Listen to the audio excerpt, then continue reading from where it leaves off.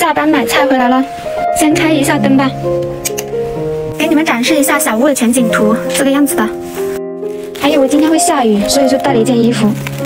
回来的路上买的菜，还买了香蕉，这是辣椒。拿着嘛，拿着吃嘛。肚子好饿啊，先吃个香蕉吧，先吃个香蕉再做饭。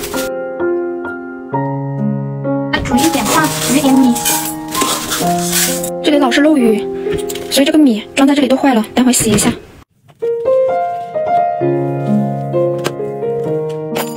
洗菜，洗菜。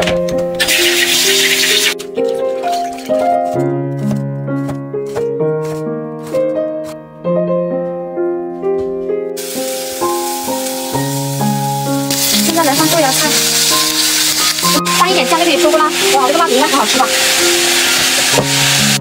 辣椒炒豆芽好啦，还有一个凉菜。饭前打卡我的果蔬水。